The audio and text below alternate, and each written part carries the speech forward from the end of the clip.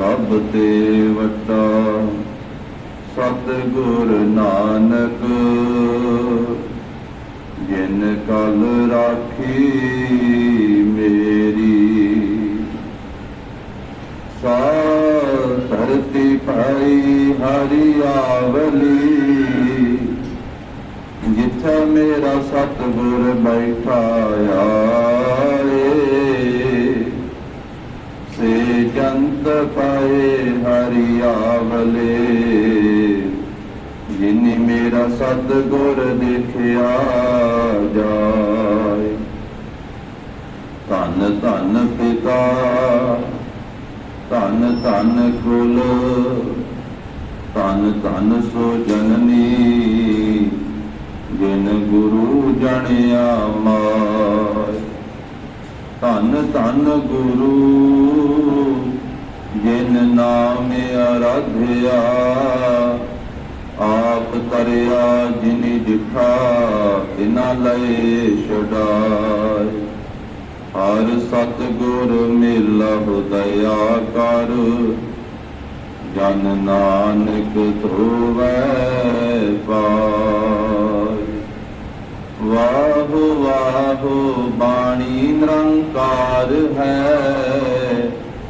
इस जे वड्डे अवर न कोय। वाहो वाहो अगम अथाहो है। वाहो वाहो सच्चा सोय। सज्जन सच्चा पातशाह सिर साहांद साहु। जिस पास बैठिया सोहिया सबना दावे साहु। जिस पास बैठिया सोहिया सबना दावे साहु। सतनाम श्री वाहिगुरु साहिब जी। पीरा पीरा कर रही पीर भरे पैराए। बीर चंदे कर बन बिरह जग जाए। बाबा कै कर बेटड़ी बाले बाले जे लोड़ बड़ कामनी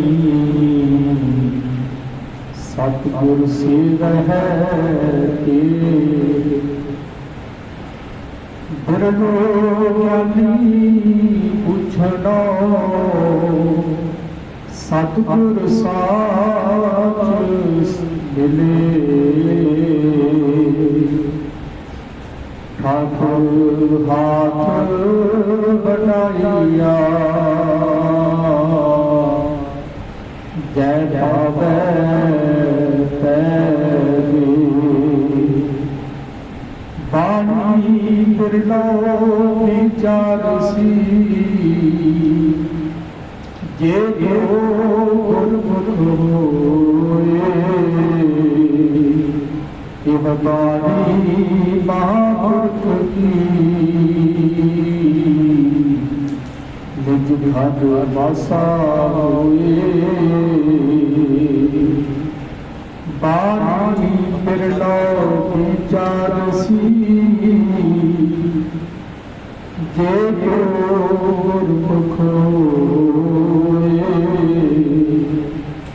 इह बाणी महापुरख की निज घट वासा होए। वाहिगुरु जी का खालसा वाहिगुरु जी की फतेह। ਜਾਹਰ ਜਹੂਰ ਹਾਜ਼ਰ ਹਜੂਰ ਸਰਬ ਕਲਾ ਭਰਪੂਰ ਭਗਤ ਪਾਵਨ ਭਗਤ ਵਸ਼ਲ ਅੰਤਰਜਾਮੀ ਦਸਾਂ ਪਾਤਸ਼ਾਹੀਆਂ ਦੀ ਜੋਤ ਧੰਨ ਸ੍ਰੀ ਗੁਰੂ ਗ੍ਰੰਥ ਸਾਹਿਬ ਜੀ ਮਹਾਰਾਜ ਸਤਿਗੁਰਾਂ ਦੀ ਮਹਾਨ ਬਖਸ਼ਿਸ਼ ਰਹਿਮਤ ਦਾ ਸਦਕਾ ਜਗਤ ਗੁਰੂ ਧੰਨ ਧੰਨ ਸ੍ਰੀ ਗੁਰੂ ਨਾਨਕ ਦੇਵ ਸਾਹਿਬ ਜੀ ਮਹਾਰਾਜ ਸਤਿਗੁਰਾਂ ਦੇ ਪਾਵਨ ਅਸਥਾਨ ਗੁਰਦੁਆਰਾ ਸ੍ਰੀ ਬੇਰ ਸਾਹਿਬ ਜੀ ਵਿਖੇ ਅੰਮ੍ਰਿਤ ਵੇਲੇ ਦੇ ਸਜੇ ਹੋਏ ਸੁੰਦਰ ਦੀਵਾਨ ਦੀ ਹਾਜ਼ਰੀ ਭਰ ਰਹੀ ਗੁਰੂ ਕੀ ਸਾਜੀ ਨਵਾਜੀ ਹੋਈ ਸਾਧ ਸੰਗਤ ਜੀਓ, ਸਤਿਗੁਰਾਂ ਨੇ ਕਿਰਪਾ ਕੀਤੀ ਹੈ। ਸਤ ਸੰਗਤ ਦਾ ਅਮੋਲਕ ਸੁਭਾਗਾ ਸਮਾਂ ਬਖਸ਼ਿਸ਼ ਕੀਤਾ ਹੈ।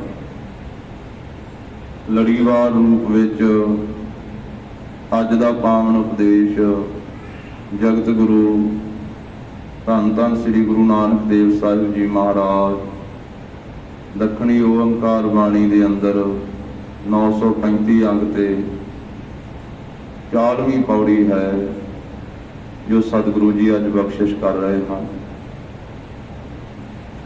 ਕੱਲ ਗੁਰੂ ਕੇ ਪੰਥ ਨੇ ਦੂਜੇ ਪਾਤਸ਼ਾਹ ਧੰਨ ਧੰਨ ਸ੍ਰੀ ਗੁਰੂ ਅੰਗਦ ਦੇਵ ਸਾਹਿਬ ਮਹਾਰਾਜ ਜੀ ਦਾ ਪਾਵਨ ਪ੍ਰਕਾਸ਼ ਗੁਰਪੁਰਬ ਮਨਾਇਆ ਔਰ ਕੱਲ ਅੰਮ੍ਰਿਤ ਵੇਲੇ ਦੇ ਦੀਵਾਨ ਵਿੱਚ ਸਤਿਕਾਰਯੋਗ ਮਹਾਂਪੁਰਖਾਂ ਨੇ ਹਾਜ਼ਰੀ ਭਰੀ। ਲੜੀਵਾਰ ਅੰਮ੍ਰਿਤ ਬਾਣੀ ਦੀ ਕਥਾ ਗੁਰੂ ਦੀਆਂ ਸੰਗਤਾਂ ਨੂੰ ਸਰਵਣ ਕਰਵਾਈ। ਸੋ ਕੁਝ ਬੇਨਤੀਆਂ ਗੁਰੂ ਸਾਹਿਬ ਜੀ ਦੇ ਪ੍ਰਕਾਸ਼ ਗੁਰਪੁਰਬ ਦੇ ਸੰਬੰਧ ਵਿੱਚ ਸਾਂਝੀਆਂ ਕਰਕੇ ਫਿਰ ਸਾਧ ਸੰਗਤ ਜੀ ਆਪਾਂ ਲੜੀਵਾਰ ਰੂਪ ਦੇ ਵਿੱਚ ਜੋ ਸਤਿਗੁਰੂ ਜੀ ਪਵਿੱਤਰ ਉਪਦੇਸ਼ ਬਖਸ਼ਿਸ਼ ਕਰ ਰਹੇ ਹਨ ਇਸ ਦੀ ਵਿਚਾਰ ਸਾਂਝੀ ਕਰਦੇ ਹਾਂ। ਦੂਜੇ ਪਾਤਸ਼ਾਹ ਧੰਨ ਸ੍ਰੀ ਗੁਰੂ ਅੰਗਦ ਦੇਵ ਸਾਹਿਬ ਜੀ ਮਹਾਰਾਜ ਜਿਨ੍ਹਾਂ ਸਤਿਗੁਰਾਂ ਦਾ 518ਵਾਂ ਪ੍ਰਕਾਸ਼ ਗੁਰਪੁਰਬ ਗੁਰੂ ਦੀਆਂ ਸੰਗਤਾਂ ਨੇ ਕੱਲ ਸ਼ਰਧਾ ਭਾਵਨਾ ਸਹਿਤ ਮਨਾਇਆ ਹੈ। ਮਹਾਰਾਜ ਸਾਹਿਬ ਜੀ ਨੇ ਮਾਲਵੇ ਦੇ ਇਲਾਕੇ ਮੱਤੇ ਦੀ ਸਰਾਂ ਨਗਰ ਦੇ ਵਿੱਚ ਧੰਨ ਧੰਨ ਪਿਤਾ ਬਾਬਾ ਫੇਰੂ ਮੱਲ ਜੀ, ਧੰਨ ਧੰਨ ਮਾਤਾ ਦਇਆ ਕੌਰ ਜੀ ਜਿਨ੍ਹਾਂ ਦਾ ਦੂਸਰਾ ਨਾਮ ਮਾਤਾ ਸਭਰਾਈ ਜੀ ਵੀ ਆਇਆ ਹੈ, ਜਿਨ੍ਹਾਂ ਦੇ ਗ੍ਰਹਿ ਵਿਖੇ ਬਿਕਰਮੀ ਸੰਮਤ 1561 ਵੈਸਾਖ ਸੁਦੀ ਏਕਮ ਵਾਲੇ ਦਿਨ ਮੱਸਿਆ ਤੋਂ ਅਗਲੇ ਦਿਨ ਸੁਦੀ ਏਕਮ ਹੁੰਦੀ ਹੈ। ਪਰਸੋਂ ਮੱਸਿਆ ਸੀ, ਕੱਲ ਸੁਦੀ ਏਕਮ ਦਾ ਦਿਨ ਸੀ। ਵੈਸਾਖ ਸੁਦੀ ਏਕਮ ਵਾਲੇ ਦਿਨ ਮਹਾਰਾਜ ਨੇ ਪ੍ਰਕਾਸ਼ ਧਾਰਿਆ। ਈਸਵੀ ਸਨ 1504 ਮਾਤਾ ਪਿਤਾ ਨੇ ਆਪ ਜੀ ਦਾ ਨਾਮ ਲਹਿਣਾ ਰੱਖਿਆ।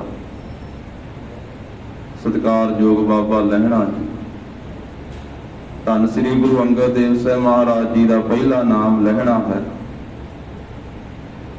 ਕੁਝ ਸਮਾਂ ਮਹਾਰਾਜ ਸਾਹਿਬ ਜੀ ਮਾਤਾ ਪਿਤਾ ਦੇ ਨਾਲ ਮੱਤੇ ਦੀ ਸਰਾਏ ਨਾਂਗਾ ਵੀ ਜਿਸ ਨੂੰ ਕਿਹਾ ਜਾਂਦਾ ਹੈ ਅੱਜ ਕੱਲ ਆਪਣੇ ਨਗਰ ਦੇ ਵਿੱਚ ਰਹੇ। ਬਾਅਦ ਵਿੱਚ ਉਹ ਨਗਰ ਨੇ ਉਜੜਨਾ, ਬਲੋਚਾਂ ਦੀ ਧਾੜ ਪੈਣੀ, ਨਗਰ ਵਾਲਿਆਂ ਨੇ ਹੋਰ ਵੱਖ-ਵੱਖ ਥਾਵਾਂ ਤੇ ਰਹਿਣਾ। ਆਪ ਜੀ ਪਰਿਵਾਰ ਦੇ ਸਮੇਤ ਹਰੀਕੇ ਨਗਰ ਫਿਰ ਕੁਝ ਸਮਾਂ ਰਹੇ। ਉਪਰੰਤ ਸ੍ਰੀ ਖਡੂਰ ਸਾਹਿਬ ਦੇ ਵਿੱਚ ਆਏ ਤੇ ਸ੍ਰੀ ਖਡੂਰ ਸਾਹਿਬ ਦੇ ਵਿੱਚ ਰਹਿੰਦਿਆਂ ਹੋਇਆਂ ਫਿਰ ਆਪ ਜੀ ਦਾ ਆਨੰਦ ਕਾਰਜ ਸੰਗਰਕੋਟ ਨਗਰ ਦੇ ਵਿੱਚ ਹੋਇਆ ਜੋ ਖਡੂਰ ਸਾਹਿਬ ਦੇ ਨੇੜੇ ਹੀ ਹੈ। ਸੰਗਰ ਪਿੰਡ ਮਾਤਾ ਖੀਵੀ ਜੀ ਦੇ ਨਾਲ ਆਪ ਜੀ ਦਾ ਆਨੰਦ ਕਾਰਜ ਹੋਇਆ। ਧੰਨ ਸ੍ਰੀ ਗੁਰੂ ਅੰਗਦ ਦੇਵ ਸਾਹਿਬ ਮਹਾਰਾਜ ਜੀ ਦੇ 2 ਸਾਹਿਬਜ਼ਾਦੇ ਤੇ 2 ਸਪੁੱਤਰੀਆਂ ਹੋਈਆਂ, ਬਾਬਾ ਦਾਤੂ ਜੀ, ਬਾਬਾ ਦਾਸੂ ਜੀ, ਬੀਬੀ ਅਮਰੋ ਜੀ ਤੇ ਬੀਬੀ ਅਨੋਖੀ। ਆਪ ਜੀ ਦੇ ਪਿਤਾ ਬਾਬਾ ਫੇਰੂ ਮੱਲ ਜੀ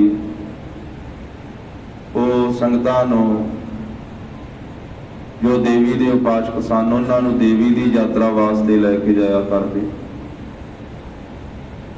ਖਡੂਰ ਸਾਹਿਬ ਦੇ ਵਾਸੀ ਜੋ ਦੇਵੀ ਦੇ ਉਪਾਸਕ ਸਨ ਉਹਨਾਂ ਦੇ ਆਗੂ ਬਣ ਕੇ ਦੇਵੀ ਤੇ ਜਾਂਦੇ। ਜਵਾਲਾਮੁਖੀ ਜਿਸ ਵੇਲੇ ਆਪ ਜੀ ਦੇ ਪਿਤਾ ਚੜ੍ਹਾਈ ਕੀਤੇ, ਆਪ ਜੀ ਦੀ ਸਰੀਰ ਕਾਰਬਲਾ 28 ਸਾਲਾਂ ਦੀ ਹੈ। ਬਾਬਾ ਲਹਿਣਾ ਜੀ ਦੀ 1599 ਵਿਕਰਮੀ ਦੀ ਇਹ ਗਾਥਾ ਹੈ। ਉਹ ਸਾਰੇ ਦੇਵੀ ਦੇ ਉਪਾਸਕਾਂ ਨੇ ਆਖਿਆ ਕਿ ਆਪ ਜੀ ਦੇ ਪਿਤਾ ਜੀ ਸਾਡੇ ਆਗੂ ਬਣ ਕੇ ਸਾਨੂੰ ਦੇਵੀ ਦੀ ਯਾਤਰਾ ਕਰਾਇਆ ਕਰਦੇ ਸਨ, ਤੇ ਐਤਕੀ ਆਪ ਜੀ ਚੱਲੋ ਸਾਡੇ ਆਗੂ ਬਣ ਕੇ। ਬਾਬਾ ਲਹਿਣਾ ਜੀ ਨੇ ਭਾਈ ਜੋਧ ਜੀ ਜੋ ਸਤਿਗੁਰੂ ਨਾਨਕ ਦੇਵ ਸਾਹਿਬ ਮਹਾਰਾਜ ਦੇ ਸਿੱਖ ਖਡੂਰ ਸਾਹਿਬ ਵਿੱਚ ਰਿਹਾ ਕਰਦੇ ਸੀ, ਜਿਨ੍ਹਾਂ ਦੇ ਨਾਮ ਤੇ ਅੱਜ ਕੱਲ ਖਡੂਰ ਸਾਹਿਬ ਤੋਂ ਨਾਗੋਕੇ ਵੱਲ ਨੂੰ ਜਾਈਏ ਤੇ ਗੇਟ ਬਣਿਆ ਹੋਇਆ ਹੈ ਭਾਈ ਜੋਧ ਜੀ ਦੇ ਨਾਮ ਤੇ। ਉਸ ਭਾਈ ਜੋਧ ਜੀ ਦੇ ਪਾਸੋਂ ਆਸਾ ਕੀ ਵਾਰ ਦੀ ਇੱਕ ਪੌੜੀ ਸਰਵਣ ਕੀਤੀ। ਪੁੱਛਿਆ ਬਾਬਾ ਲਹਿਣਾ ਜੀ ਨੇ ਕਿ ਸਿੱਖਾ ਇਹ ਕਿਹਨਾਂ ਦੀ ਬਾਣੀ ਹੈ? ਦੱਸਿਆ ਭਾਈ ਜੋਧ ਜੀ ਨੇ ਕਿ ਇਹ ਬਾਣੀ ਸਤਿਗੁਰੂ ਸ੍ਰੀ ਗੁਰੂ ਨਾਨਕ ਦੇਵ ਸਾਹਿਬ ਮਹਾਰਾਜ ਜੀ ਦੀ ਹੈ। ਆਖਿਆ ਉਹਨਾਂ ਦੇ ਦਰਸ਼ਨ ਹੋ ਸਕਦੇ ਹਨ? ਕਿਹਾ ਹਾਂ। ਕਰਤਾਰਪੁਰ ਸਾਹਿਬ ਨੇ ਨਗਰ ਦੇ ਵਿੱਚ ਮਹਾਰਾਜ ਸਾਹਿਬ ਜੀ ਸੰਗਤਾਂ ਨੂੰ ਦਰਸ਼ਨ ਉਪਦੇਸ਼ ਦੇ ਰਹੇ ਆ, ਖੇਤੀਬਾੜੀ ਕਰਵਾ ਰਹੇ ਹਨ ਰਾਵੀ ਦਰਿਆ ਦੇ ਕੰਢੇ ਤੇ। ਮਹਾਰਾਜ ਨੇ ਕਰਤਾਰਪੁਰ ਨਗਰ ਵਸਾਇਆ। ਜਦੋਂ ਸੰਗੀਆਂ ਸਾਥੀਆਂ ਨੇ ਆਖਿਆ ਵੀ ਤੁਸੀਂ ਸਾਡੇ ਆਗੂ ਬਣ ਕੇ ਚੱਲੋ, ਕਹਿਣ ਲੱਗੇ ਕਰਤਾਰਪੁਰ ਸਾਹਿਬ ਥਾਣੀ ਚੱਲਾਂਗੇ। ਸਾਰੇ ਕਹਿਣ ਲੱਗੇ ਚਲੋ ਠੀਕ ਹੈ, ਇਧਰ ਦੀ ਲੈ ਚਲੋ।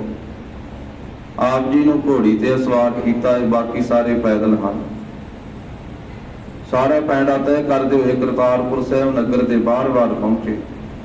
ਪਹਿਲੀ ਵਾਰੀ ਆਪਣੇ ਪਿਤਾ ਜੀ ਦੇ ਥਾਂ ਤੇ ਚੱਲੇ ਸੀ ਆਪ ਜੀ। ਪਹਿਲੀ ਵਾਰ ਕਰਤਾਰਪੁਰ ਸਾਹਿਬ ਦੇ ਬਾਹਰ-ਬਾਹਰ ਪਹੁੰਚੇ ਆ ਤੇ ਪਹਿਲੀ ਵਾਰੀ ਸਤਿਗੁਰੂ ਨਾਨਕ ਦੇਵ ਸਾਹਿਬ ਜੀ ਨੂੰ ਮਿਲਣਾ ਹੈ ਤੇ ਪਹਿਲੀ ਵਾਰੀ ਮਹਾਰਾਜ ਦਾ ਦਰਸ਼ਨ ਕਰਨਾ ਹੈ। ਉਧਰੋਂ ਧੰਨ ਸ੍ਰੀ ਗੁਰੂ ਨਾਨਕ ਦੇਵ ਸਾਹਿਬ ਮਹਾਰਾਜ ਅੰਤਰਜਾਮੀ ਸਤਿਗੁਰੂ ਧਰਮਸ਼ਾਲਾ ਦੇ ਵਿੱਚੋਂ ਉੱਠੇ ਆ ਵੀ ਸਾਡਾ ਪਿਆਰਾ ਸਿੱਖ ਜਿਸ ਨੇ ਸਾਡੇ ਤਖਤ ਦਾ ਮਾਲਕ ਬਣਨਾ ਹੈ ਆ ਰਿਹਾ ਹੈ। ਅਕਲਵਾਂਡੀ ਮਹਾਰਾਜ ਸਾਹਿਬ ਜੀ ਧਰਮਸ਼ਾਲਾ ਤੋਂ ਬਾਹਰ ਤੇ ਨਗਰ ਤੋਂ ਬਾਹਰ-ਬਾਹਰ ਆ ਕੇ ਮਹਾਰਾਜ ਸਾਹਿਬ ਜੀ ਖਲੋ ਗਏ। ਇਧਰੋਂ ਬਾਬਾ ਲਹਿਣਾ ਜੀ ਗਏ, ਬਾਕੀ ਸਾਰੇ ਸੰਗੀ ਸਾਥੀ ਨਾਲ ਪਿੱਛੇ ਪੈਦਲ ਜਾ ਰਹੇ। ਆਪ ਜੀ ਘੋੜੀ ਤੇ ਸਵਾਰ ਨਗਰ ਦੇ ਪਾਸ ਪਹੁੰਚ ਕਰਕੇ ਤੇ ਸਤਿਗੁਰੂ ਨਾਨਕ ਦੇਵ ਸਾਹਿਬ ਮਹਾਰਾਜ ਨਾਲ ਮਿਲਾਪ ਹੋਇਆ। 28 ਸਾਲ ਦੀ ਉਮਰ ਹੈ ਬਾਬਾ ਲਹਿਣਾ ਜੀ ਦੀ, ਘੋੜੀ ਤੇ ਸਵਾਰ।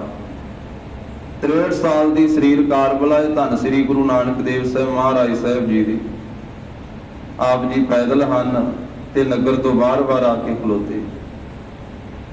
ਹੁਣ ਮਹਾਰਾਜ ਸਾਹਿਬ ਜੀ ਦੇ ਕੋਲੋਂ ਹੀ ਪੁੱਛ ਰਹੇ ਆ ਬਾਬਾ ਲਹਿਣਾ ਜੀ ਕਿ ਮੈਂ ਸਤਿਗੁਰੂ ਸ੍ਰੀ ਗੁਰੂ ਨਾਨਕ ਦੇਵ ਸਾਹਿਬ ਜੀ ਨੂੰ ਮਿਲਣਾ ਹੈ।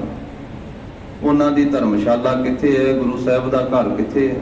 ਮੈਨੂੰ ਰਸਤਾ ਦੱਸ ਦਿਓ। ਤੇ ਜਗਤ ਗੁਰੂ ਜੀ ਕਹਿਣ ਲੱਗੇ ਕਿ ਪੁਰਖਾ ਆ ਤੂੰ ਮੇਰੇ ਪਿੱਛੇ ਤੁਰਿਆ, ਮੈਂ ਤੇਰੀ ਘੋੜੀ ਦੀਆਂ ਵਾਗਾਂ ਫੜਦਾ, ਤੈਨੂੰ ਧਰਮਸ਼ਾਲਾ ਲੈ ਕੇ ਚੱਲਦਾ। ਘੋੜੀ ਦੀਆਂ ਵਾਗਾਂ ਮਹਾਰਾਜ ਸਾਹਿਬ ਜੀ ਨੇ ਫੜੀਆਂ, ਧਰਮਸ਼ਾਲਾ ਲੈ ਕੇ ਗਏ। ਕਹਿਣ ਲੱਗਿਆ ਉਹ ਸਾਹਮਣੇ ਲੱਕੜ ਦੇ ਨਾਲ ਆਪਣੀ ਘੋੜੀ ਬੰਨ੍ਹ ਕੇ ਔਰ ਖੂਹ ਦੇ ਜਲ ਤੋਂ 5 ਇਸ਼ਨਾਨਾਂ ਕਰਕੇ ਜਲ ਵਰਤ ਕੇ ਤੇ ਧਰਮਸ਼ਾਲਾ ਦਾ ਉਹ ਵੱਡਾ ਦਰਵਾਜ਼ਾ ਹੈ ਉਹਦੇ ਥਾਣੀ ਅੰਦਰ ਜਾ ਕੇ ਦਰਸ਼ਨ ਕਰ ਲਓ। ਬਾਬਾ ਲਹਿਣਾ ਜੀ ਘੋੜੀ ਬੰਨਣ ਲੱਗ ਪਏ ਤੇ ਮਹਾਰਾਜ ਸਾਹਿਬ ਛੋਟੇ ਦਰਵਾਜ਼ੇ ਥਾਣੀ, ਜਿਵੇਂ ਗੁਰੂ ਕੇ ਦਰਬਾਰ ਦੇ 4 ਦਰਵਾਜ਼ੇ ਹਨ, ਇਸੇ ਤਰੀਕੇ ਦੇ ਨਾਲ ਛੋਟੇ ਦਰਵਾਜ਼ੇ ਥਾਣੀ ਮਹਾਰਾਜ ਅੰਦਰ ਆ ਕੇ ਆਪਣੇ ਆਸਣ ਤੇ ਚੌਂਕੜਾ ਲਾ ਕੇ ਬੈਠ ਗਏ। ਬਾਬਾ ਲਹਿਣਾ ਜੀ ਨੇ ਖੂਹ ਤੋਂ ਜਲ ਵਰਤਿਆ। ਘੋੜੀ ਬੰਨਣ ਤੋਂ ਬਾਅਦ ਜਦੋਂ ਆਏ ਧਰਮਸ਼ਾਲਾ ਦੇ ਅੰਦਰ ਆ ਕੇ ਗੁਰੂ ਸਾਹਿਬ ਜੀ ਨੂੰ ਨਮਸਕਾਰ ਕੀਤੀ। ਬਾਕੀ ਸੰਗੀ ਸਾਥੀ ਵੀ ਪਿੱਛੇ ਆਏ, ਸਾਰਿਆਂ ਨੇ ਨਮਸਕਾਰ ਕੀਤੀ ਤੇ ਹੈਰਾਨ ਹੋ ਗਏ ਕਿ ਇਹ ਧੰਨ ਸ੍ਰੀ ਗੁਰੂ ਨਾਨਕ ਦੇਵ ਸਾਹਿਬ ਮਹਾਰਾਜ ਤਾਂ ਉਹੀ ਜੋ ਮੇਰੇ ਘੋੜੀ ਦੀਆਂ ਵਾਗਾਂ ਫੜ ਕੇ ਆਏ, ਮੈਨੂੰ ਰਸਤਾ ਦੱਸਦੇ ਆ, ਮੈਨੂੰ ਮਾਰਗ ਦਰਸਾਉਂਦੇ ਆਏ। ਧੰਨ ਸ੍ਰੀ ਗੁਰੂ ਨਾਨਕ ਦੇਵ ਸਾਹਿਬ ਮਹਾਰਾਜ, ਜਿਨ੍ਹਾਂ ਨੇ ਬਾਬਾ ਲਹਿਣਾ ਜੀ ਨੂੰ, ਭਾਈ ਲਹਿਣਾ ਜੀ ਨੂੰ ਇਕੱਲਾ ਧਰਮਸ਼ਾਲਾ ਦਾ ਰਾਹ ਨਹੀਂ ਵਿਖਾਇਆ, ਸਤਿਗੁਰੂ ਨਾਨਕ ਦੇਵ ਸਾਹਿਬ ਜੀ ਨੇ ਆਪਣੇ ਘਰ ਦਾ ਰਾਹ ਨਹੀਂ ਵਿਖਾਇਆ, ਸਤਿਗੁਰੂ ਸ੍ਰੀ ਗੁਰੂ ਨਾਨਕ ਦੇਵ ਸਾਹਿਬ ਜੀ ਨੇ ਸਾਰੀ ਸ੍ਰਿਸ਼ਟੀ ਨੂੰ ਭੁੱਲਿਆ ਭਟਕਿਆਂ ਨੂੰ ਰਸਤਾ ਵਿਖਾਇਆ। ਚੌਹਾਂ ਚੱਕਾਂ ਵਿੱਚ ਵਿਚਰ ਕਰਕੇ ਬਾਬੇ ਤਾਰੇ, ਚਾਰ ਚੱਕ ਨੌ ਖੰਡ ਪ੍ਰਿਥਵੀ ਸੱਚਾ ਢੋਆ, ਗੁਰਮੁਖ ਕਲ ਵਿੱਚ ਪ੍ਰਗਟ ਹੋਆ। ਸਤਿਗੁਰੂ ਆਏ ਇਸ ਸੰਸਾਰ ਵਿੱਚ ਭੁੱਲਿਆਂ ਨੂੰ ਰਾਹ ਵਿਖਾਉਣ ਵਾਸਤੇ। ਭੁੱਲੇ ਮਾਰਗ ਜਿਨ ਹੈ ਬਤਾਇਆ, ਭੁੱਲੇ ਮਾਰਗ ਜਿਨ ਹੈ ਬਤਾਇਆ, मार्ग जिन है बताया, भूले मार्ग जिन है बताया। ऐसा गुरवट भागे पाया, ऐसा गुरवट भागे पाया, ऐसा गुरवट भागी पाया, ऐसा गुरवट भागी पाया। महाराज भुल्लिया नूं मार्ग दर्शाउण वाले जिस वेले नमस्कार कीती, मत्था टेकिया ते बाबा लहणा जी कहन लगे, महाराज मैं पहली बारी आप जी दे दर्शन कीते, पहली बारी आया हाँ, मैनू पता नहीं सी, जे पता हुंदा आप जी धन श्री गुरु नानक देव साहब महाराज हो, मैं उत्थे ही नमस्कार करता, घोड़ी तो हेठां उतर के मेरे तो आप जी दी बेअदबी होई है। तुसी मारे पैदल चल के आए, मेरी घोड़ी दीयां वागां फड़ के मैं घोड़ी ते बह के आया। ये सतगुरु ये भुल दी माफी दे दिओ। सतगुरु कहन लगे, पुरखा कित्थों आया है? महाराज मैं खडूर नगर तो आया। उदों साध संगत जी कल्ला खडूर ही कहंदे सन, नगर दा नाम कल्ला खडूर ही सी। खडूर साहिब ते संगतां बाद विच भावना नाल कहन लगियां, मैं खडूर नगर तो आया। पुरखा तेरा नां की है? महाराज मेरा नां है लहणा। ते सतगुरु मुस्कुराए, कहन लगे फिर काहदी भुल, लहणेदार घोड़ियां ते ही आउंदे हुंदे आ, तू लैना ते असीं देना। आख्या तू लैना है। ये पहले दिन साध संगत जी महाराज ने पहले मिलाप वेले बचन कर दिता सी, सेवा ते बाद विच कीती। पहले ही कह दिता सी कि तू लैना ते असीं देना। फिर महाराज साहब दे चरनां दे भौरे बन गए।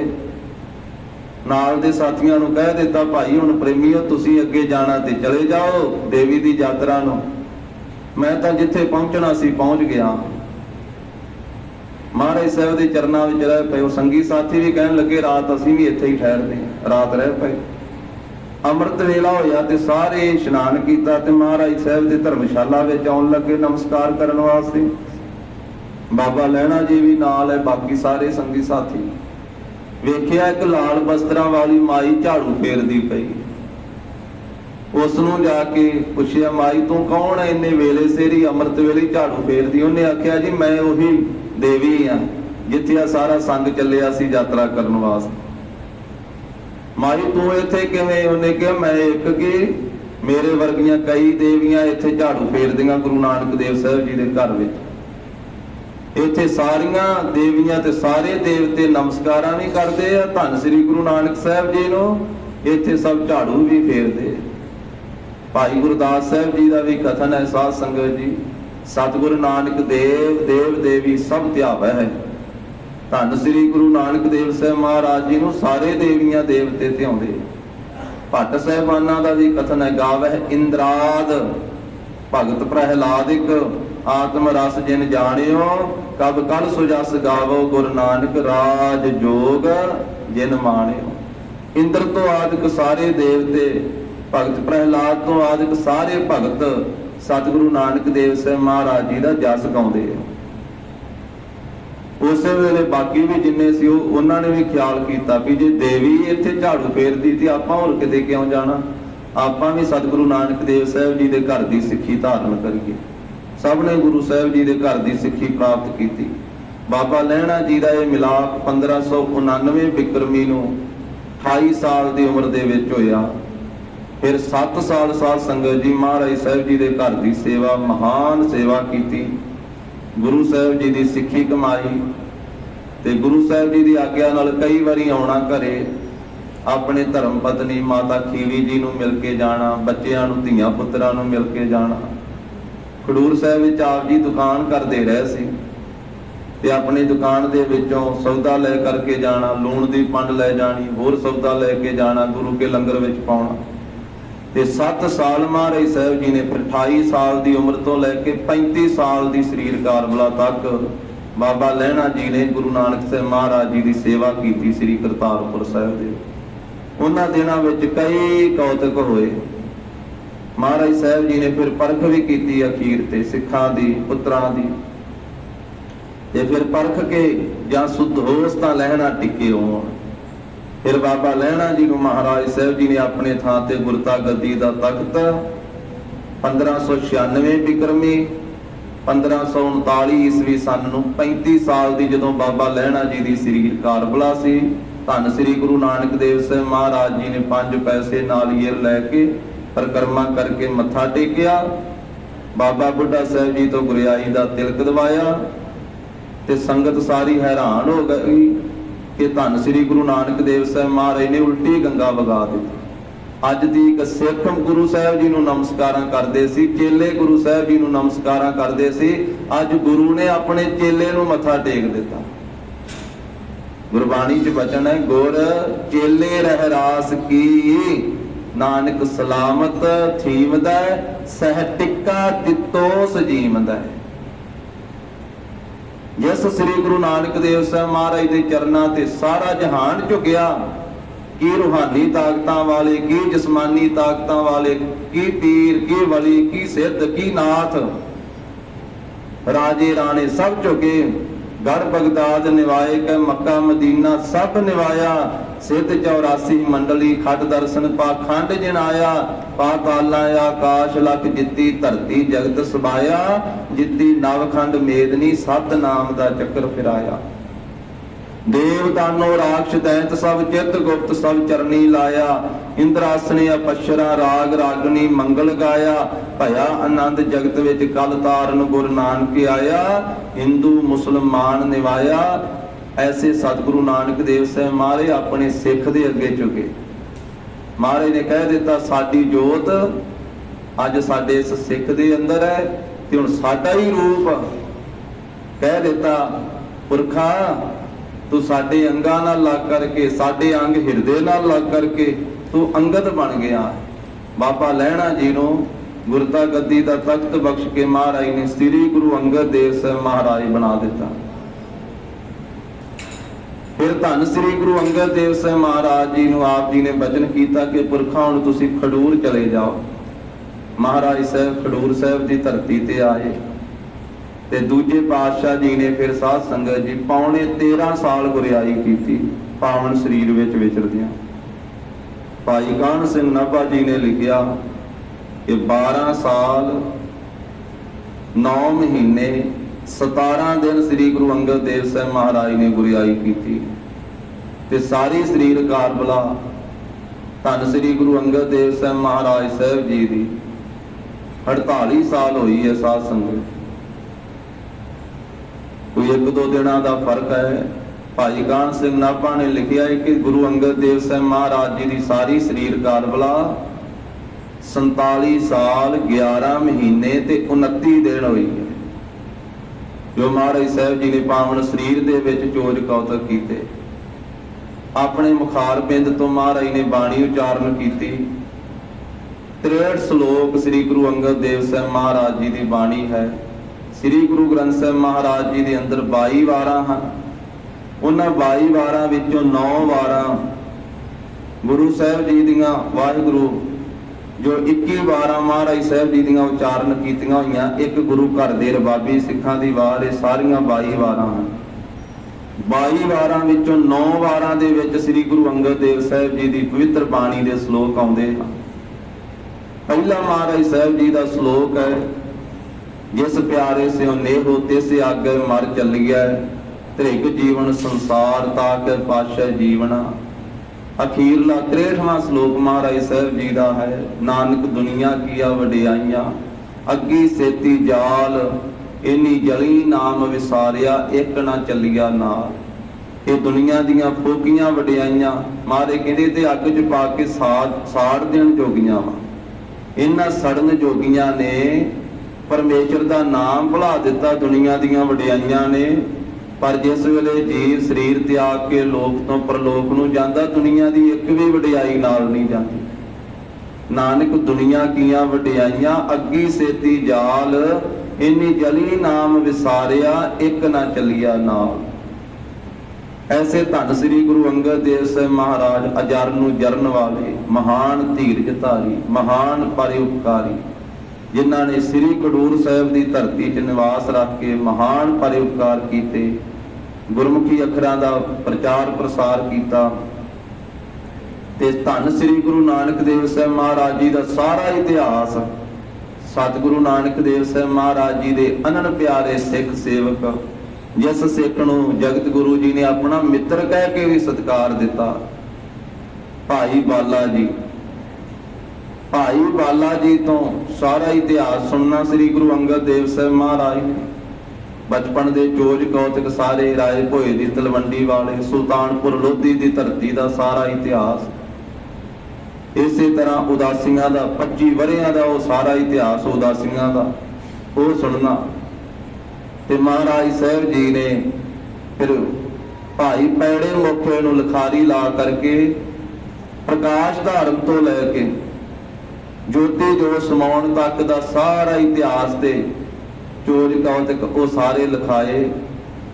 ਭਾਈ ਪੈੜਾ ਮੋਖਾ ਜੀ ਇੱਥੋਂ ਸੁਲਤਾਨਪੁਰ ਦੇ ਰਹਿਣ ਵਾਲੇ ਸਿੱਖ ਸਨ, ਸਤਿਗੁਰੂ ਨਾਨਕ ਦੇਵ ਸਾਹਿਬ ਜੀ। ਉਹਨਾਂ ਨੂੰ ਖਡੂਰ ਸਾਹਿਬ ਬੁਲਾ ਕੇ ਮਹਾਰਾਜ ਨੇ ਲਿਖਾਰੀ ਲਾਇਆ ਸੀ। ਤੇ ਗਰੀਬ ਨਵਾਜ ਨੇ ਬਚਨ ਕੀਤਾ ਕਿ ਜਿਹੜਾ ਵੀ ਇਸ ਜਗਤ ਗੁਰੂ ਜੀ ਦੇ ਪਵਿੱਤਰ ਇਤਿਹਾਸ ਨੂੰ ਪ੍ਰਕਾਸ਼ ਤੋਂ ਲੈ ਕੇ ਜੋਤੀ ਜੋਤ ਸਮਾਉਣ ਤੱਕ ਦੇ ਇਤਿਹਾਸ ਨੂੰ ਪੜ੍ਹੇਗਾ, ਸੁਣੇਗਾ, ਉਸ ਨੂੰ ਸਤਿਗੁਰੂ ਨਾਨਕ ਦੇਵ ਸਾਹਿਬ ਮਹਾਰਾਜ ਦੇ ਦਰਸ਼ਨਾਂ ਦਾ ਫਲ ਪ੍ਰਾਪਤ ਹੋਵੇਗਾ। ਉਸ ਇਤਿਹਾਸਕ ਸਾਖੀ ਨੂੰ ਭਾਈ ਬਾਲਾ ਜੀ ਵਾਲੀ ਸਾਖੀ ਕਿਹਾ ਜਾਂਦਾ ਹੈ, ਕਿਉਂਕਿ ਭਾਈ ਬਾਲਾ ਜੀ ਨੇ ਉਹ ਸਾਰਾ ਇਤਿਹਾਸ ਸੁਣਾਇਆ ਸੀ। ਸ੍ਰੀ ਗੁਰੂ ਅੰਗਦ ਦੇਵ ਸਾਹਿਬ ਜੀ ਦੇ ਹੁਕਮ ਦੇ ਨਾਲ ਭਾਈ ਪੈੜੇ ਮੋਖੇ ਨੇ ਲਿਖਿਆ ਭਾਈ ਬਾਲਾ ਜੀ ਵਾਲੀ ਜਨਮ ਸਾਖੀ। ਤੇ ਭਾਈ ਬਾਲਾ ਜੀ ਤੇ ਭਾਈ ਮਰਦਾਨਾ ਜੀ ਧੰਨ ਸ੍ਰੀ ਗੁਰੂ ਨਾਨਕ ਦੇਵ ਸਾਹਿਬ ਜੀ ਦੇ ਅਨੰਨ ਪਿਆਰੇ ਸਿੱਖ ਸੇਵਕ ਹੋਏ, ਜਿਹੜੇ ਲੰਮਾ ਸਮਾਂ ਸਾਧ ਸੰਗਤ ਜੀ ਸਾਰੀਆਂ ਉਦਾਸੀਆਂ ਦੇ ਮੌਕੇ ਤੇ ਮਹਾਰਾਜ ਦੇ ਨਾਲ ਰਹੇ। ਭਾਈ ਮਰਦਾਨਾ ਜੀ ਦਾ ਆਪਣੇ ਹੱਥੀਂ ਅਫਗਾਨਿਸਤਾਨ ਦੇ ਇਲਾਕੇ ਵਿੱਚ ਧੰਨ ਸ੍ਰੀ ਗੁਰੂ ਨਾਨਕ ਦੇਵ ਸਾਹਿਬ ਮਹਾਰਾਜ ਨੇ ਅੰਤਮ ਸੰਸਕਾਰ ਕੀਤਾ। ਭਾਈ ਬਾਲਾ ਜੀ ਨਾਲ ਸੀ। ਤੇ ਭਾਈ ਬਾਲਾ ਜੀ ਨੇ ਸਰੀਰ ਖਡੂਰ ਸਾਹਿਬ ਦੀ ਧਰਤੀ ਤੇ ਤਿਆਗਿਆ। ਤੇ ਸ੍ਰੀ ਗੁਰੂ ਅੰਗਦ ਦੇਵ ਸਾਹਿਬ ਮਹਾਰਾਜ ਨੇ, ਬਾਬਾ ਬੁੱਢਾ ਸਾਹਿਬ ਤੇ ਹੋਰ ਪਿਆਰੇ ਸਿੱਖਾਂ ਨੇ ਖਡੂਰ ਸਾਹਿਬ ਦੀ ਧਰਤੀ ਤੇ, ਜਿੱਥੇ ਤਪਿਆਣਾ ਸਾਹਿਬ ਸਥਾਨ ਹੈ, ਤਪਿਆਣਾ ਸਾਹਿਬ ਸਥਾਨ ਵਾਲੇ ਥਾਂ ਤੇ ਮਹਾਰਾਜ ਨੇ ਭਾਈ ਬਾਲਾ ਜੀ ਦੇ ਪਾਵਨ ਸਰੀਰ ਦਾ ਸੰਸਕਾਰ ਆਪਣੇ ਹੱਥੀਂ ਕੀਤਾ।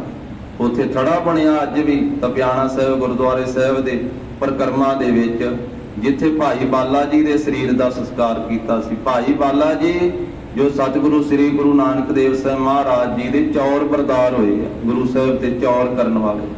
ਜਿਵੇਂ ਭਾਈ ਮਰਦਾਨਾ ਜੀ ਗੁਰੂ ਕੇ ਰਬਾਬੀ ਹੋਏ ਆ, ਇਸੇ ਤਰ੍ਹਾਂ ਭਾਈ ਬਾਲਾ ਜੀ ਮਹਾਰਾਜ ਸਾਹਿਬ ਜੀ ਦੇ ਚੌਰ ਬਰਦਾਰ ਸਾਧ ਸੰਗਤ। ਤੋ ਗਰੀਬ ਨਵਾਜ ਸ੍ਰੀ ਗੁਰੂ ਅੰਗਦ ਦੇਵ ਸਾਹਿਬ ਮਹਾਰਾਜ ਮਹਾਨ ਹੀ ਧੀਰਜ ਧਾਰੀ, ਮਹਾਨ ਹੀ ਪਰਉਪਕਾਰੀ, ਜਿਨ੍ਹਾਂ ਸਤਿਗੁਰਾਂ ਨੇ ਸਾਧ ਸੰਗਤ ਜੀ ਬੇਅੰਤ ਚੋਜ ਕੌਤਕ ਕੀਤੇ, ਬੇਅੰਤ ਪਰਉਪਕਾਰ ਕੀਤੇ। ਫਿਰ ਮਹਾਰਾਜ ਸਾਹਿਬ ਜੀ ਨੇ ਖਡੂਰ ਸਾਹਿਬ ਦੀ ਧਰਤੀ ਤੇ ਤੀਜੇ ਪਾਤਸ਼ਾਹ ਨੂੰ ਗੁਰਿਆਈ ਦੇ ਕਰਕੇ ਤੇ ਆਪ ਸੱਚਖੰਡ ਬਿਆਨਾ ਕੀਤਾ। ਤੇ ਮਹਾਰਾਜ ਨੇ ਕਹਿ ਦਿੱਤਾ ਸੀ ਸਾਡੇ ਸਰੀਰ ਦਾ ਸੰਸਕਾਰ ਉੱਥੇ ਕਰਨਾ ਜਿੱਥੇ ਸਾਡੇ ਸੇਵਕ ਸ੍ਰੀ ਅਮਰਦਾਸ ਸਾਹਿਬ ਦੀ ਸੇਵਾ ਥਾਂ ਪਈ ਹੈ, ਜਿੱਥੇ ਉਜਲਾਏ ਦੀ ਖੱਡੀ ਵਿੱਚ ਕਿੱਲੇ ਨਾਲ ਲੜ ਕੇ ਜਲ ਦੀ ਗਾਗਰ ਲਿਆਉਂਦਿਆਂ ਹੋਇਆਂ ਤੀਜੇ ਪਾਤਸ਼ਾਹ ਡਿੱਗੇ ਸੀ ਨਾ, ਉਹ ਜਲਾਏ ਪਰਿਵਾਰ ਨੂੰ ਮਹਾਰਾਜ ਨੇ ਕਹਿ ਦਿੱਤਾ ਸੀ ਉਸ ਥਾਂ ਦੇ ਉੱਤੇ ਸਾਡੇ ਸਰੀਰ ਦਾ ਸੰਸਕਾਰ ਕਰਨਾ। ਫਿਰ ਸ੍ਰੀ ਗੁਰੂ ਅੰਗਦ ਦੇਵ ਸਾਹਿਬ ਮਹਾਰਾਜ ਸੱਚੇ ਪਾਤਸ਼ਾਹੀ ਦੇ ਪਾਵਨ ਸਰੀਰ ਦਾ ਸੰਸਕਾਰ ਗੁਰੂ ਕੇ ਸਾਹਿਬਜ਼ਾਦਿਆਂ ਨੇ ਤੇ ਤੀਜੇ ਪਾਤਸ਼ਾਹ ਧੰਨ ਸ੍ਰੀ ਗੁਰੂ ਅਮਰਦਾਸ ਸਾਹਿਬ ਮਹਾਰਾਜ ਨੇ ਸਾਰੀ ਸੰਗਤ ਨੇ ਉਸ ਥਾਂ ਤੇ ਕੀਤਾ, ਜਿਸ ਸਥਾਨ ਨੂੰ ਖਡੂਰ ਸਾਹਿਬ ਦੇ ਇਲਾਕੇ ਦੇ ਵਿੱਚ ਉਸ ਗੁਰਦੁਆਰੇ ਸਾਹਿਬ ਦੇ ਦੋ ਨਾਮ ਆ ਸਾਧ ਸੰਗਤ ਜੀ। ਇੱਕ ਤਾਂ ਅੰਗੀਠਾ ਸਾਹਿਬ ਵੀ ਸ੍ਰੀ ਗੁਰੂ ਅੰਗਦ ਦੇਵ ਸਾਹਿਬ ਜੀ ਦੇ ਪਾਵਨ ਸਰੀਰ ਦਾ ਸੰਸਕਾਰ ਹੋਇਆ ਉਸ, ਤਾਂ ਇੱਕ ਹੋਰ ਵੀ ਭਾਵਨਾ ਦੇ मन दे विच शरधा है। कहंदे भी जे हजूर साहब ना जाया जावे ते खडूर साहब महाराज दे स्थान दे दर्शन कर लईए। ये आम ही भावना संगत कहंदी है। उंज तां गुरु साहब दे सारे अस्थानां दे जिंदगी विच दर्शन करने चाहिए। पंज प्यारे साहबान भी पंजा तख्तां नमस्कार करनी है। हजूर साहब भी एक बारी तां घट्टो घट सतगुरु जी के पवित्र स्थान ते जाना चाहिए, जिथे धन श्री गुरु गोबिंद साहब जी नूं गुरियाई दे के आप सचखंड बयाना कीता। पर संगत की यह भी भावना है कि जे हजूर साहब ना जाया जावे ते खडूर साहब दर्शन किए जान। ये भावना इस करके है भी उत्थे 10वें पातशाह जी का अंगीठा है, उत्थे 10वें पातशाह के साथ संगत। तो ऐसे धन श्री गुरु अंगद देव साहब महाराज जिन्हां दा साथ संगत जी कल 518वां प्रकाश गुरपुरब गुरु की संगतां ने मनाया। 2004 दे विच गुरु के पंथ ने खडूर साहब की धरती ते महाराज का 500 साला मनाया सी। सारे गुरु के पंथ ने वड्डे भारी सिक्खी का प्रचार प्रसार होया सी। वड्डी गिणती विच गुरु के लंगर लगे सी खडूर साहब उस मौके ते। महाराज ने प्रकाश भावें मत्ते की सराह नगर विच मालवे धारण किया, पर पंथ ने इस भावना नाल भी गुरता गद्दी दे मालक बन के महाराज ने फेर वसाया। फेर आन सतगुर खाडूर खडूर साहब की धरती नूं वसाया सी। इस करके 18 साल पहला 2004 दे विच 500 साला महाराज का मनाया गया सी ते कल सतगुरु गरीब नवाज साहब जी का 518वां प्रकाश गुरपुरब मनाया। तो गरीब नवाज साहब जी के पवित्र इतिहास विचों कुछ बेनतियां की सांझ पाई है साध संगत जी। लड़ीवार रूप दे विच महाराज साहब जी दखणी ओंकार बाणी दे अंदर पहले पातशाह जगत गुरु धन श्री गुरु नानक देव साहब जी महाराज 40वीं पौड़ी अंदर बख्शिश कर रहे हैं। शरधा भावना सहित सरवण करिए, उचारण करो जी। सतनाम श्री वाहिगुरु साहिब जी। बीरा बीरा कर रही। बीरा का अर्थ है साध संगत जी वीरा। आम इलाके की बोली हुंदी है। किसी इलाके विच ववे अखर नाल वीर कहा जाता है, वीरा कहा जाता है, ते किसी इलाके दे विच बब्बे दे नाल बीरा कहा जाता है। जिवें वैद अते बैद, ववे अखर नाल भी वैद आख्या जाता है ते कईयां इलाकियां विच बब्बे अखर नाल बैद कहंदे हन। वैद इलाके की बोली हुंदी है। गुरबाणी अंदर वैद भी आया है ते बब्बे नाल बैद भी आया है। इसे तरह ये बीरा तो भाव वीरा है।